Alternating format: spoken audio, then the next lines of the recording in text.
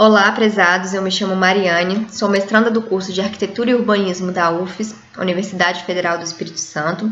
e venho aqui com muita gratidão apresentar a produção do nosso artigo sobre desterritorialização, uma análise desse processo na Prainha, Vila Velha, no Espírito Santo. O sítio histórico da Prainha ele é reconhecido por sua importância histórica como marco do início da ocupação portuguesa no nosso estado, e é um território que abriga importantes ícones da arquitetura patrimonial local. A exemplo da Igreja Nossa Senhora do Rosário, considerada uma das mais antigas do Brasil, construída em 1535, além do Convento da Penha, tombado pelo IFAM, e entre outras edificações que fazem parte da história do Espírito Santo. Esse território de tamanha importância patrimonial vem passando por mudanças morfológicas decorrentes do processo de transformação e ocupação das cidades. Mas poucas informações se tinham a respeito do grau de transformação que essas mudanças ocorriam e da perda de referencial histórico e cultural local. Assim, portanto, o estudo por trás da elaboração desse artigo, ele foi guiado justamente por esse questionamento se a Prainha está passando por um processo de desterritorialização e em que grau, considerando desde perdas referenciais culturais até um possível processo de gentrificação. O objetivo do artigo, portanto, é de contextualizar esse processo de desenraizamento cultural a partir da dinâmica de desterritorialização e através de uma metodologia qualitativa de caráter exploratório, com abordagens histórico-geográficas e morfotipológicas, referenciadas principalmente em Paner, que discute a análise em 4 eixos principais: da escala territorial, traçados e tecidos urbanos, tipos construtivos e tecidos urbanos e formas urbanas. A noção de território ela é trabalhada a partir do conceito de Rogério Hasbart, que discute o território imerso numa relação de dominação, tanto político-econômica quanto cultural-simbólica. Essa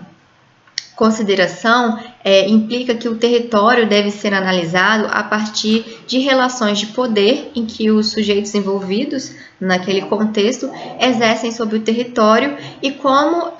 eles dão significado ao lugar. O contexto de desenraizamento ele aborda a noção de apagamento, que é tratada a partir do conceito de necromemória, de Vanderly Camilo, e que discute o apagamento intencional das memórias sociais com a finalidade de intervir na territorialidade da comunidade propositalmente. Portanto, o artigo ele busca esclarecer o comprometimento da identidade local, pelas intervenções que o sítio vem passando e a partir do levantamento histórico, geográfico e político. Primeiramente, foi proposto um recorte na Avenida Luciano das Neves, que é uma das mais importantes vias históricas da região, sendo analisados a evolução do traçado dos quarteirões contíguos à avenida a partir da sobreposição do traçado de 1894, que é a data da primeira planta cadastral da região, e do traçado de 2015, que foi o último fornecido pela Prefeitura de Vila Velha. Foi possível observar alguns abalamentos, angulações posteriores ao projeto de retificação da planta cadastral, alterações de praças, mas de forma geral o eixo visual da avenida projetado foi mantido, indicando uma permanência do traçado colonial. A segunda análise foi a partir da comparação do georreferenciamento das fotos das fachadas atuais e de vistas de fotografias antigas. Assim foi possível identificar vários apagamentos nessa comparação,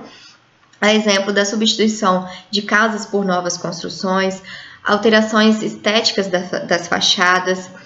restando poucas fachadas históricas, eliminação do coreto, que era um antigo ponto de encontro social da praça, a eliminação da linha do bonde que passava na avenida, a relação e principalmente a relação da Prainha com o mar, que foi modificada a partir de 1970 com o aterro da praia.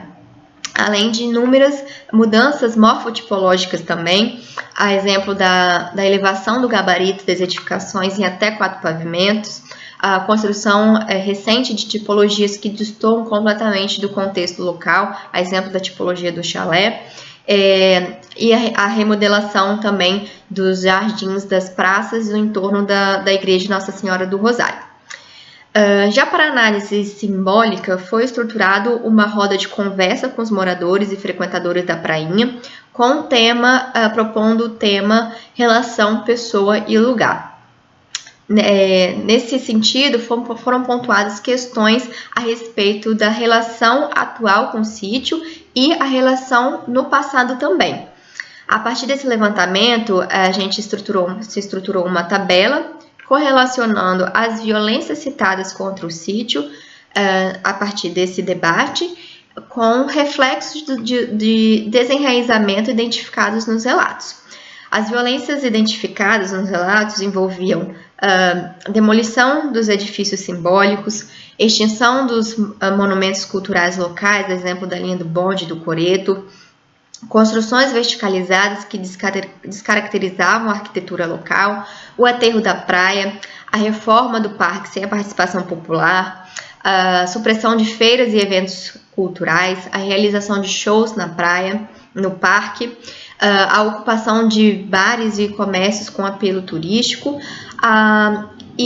por fim, a carência da manutenção na mobilidade, iluminação e segurança local. Todos esses pontos foram citados pelos frequentadores locais e, a partir disso, nós fizemos uma relação desses pontos com categorias de reflexos de desenraizamento, a exemplo de apagamentos materiais e imateriais, descaracterização, exclusão participativa da comunidade,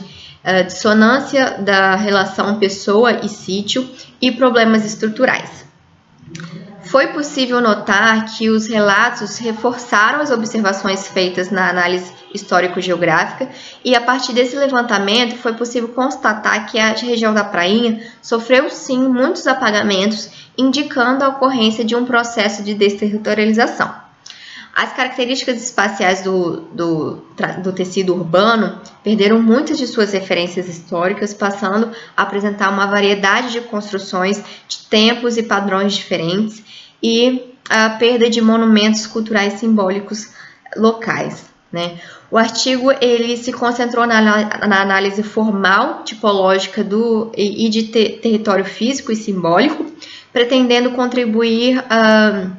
para a complementação de estudos e documentos de uma das principais regiões históricas de Vila Velha, que é a Prainha, e destacamos também que os relatos da roda de conversa foram de extrema importância para a complementação e validação da análise diante da dificuldade de acesso à documentação oficial. Também está sendo prevista a continuidade dessa dinâmica com a organização de mais rodas de conversa, a fim de complementar as análises apresentadas.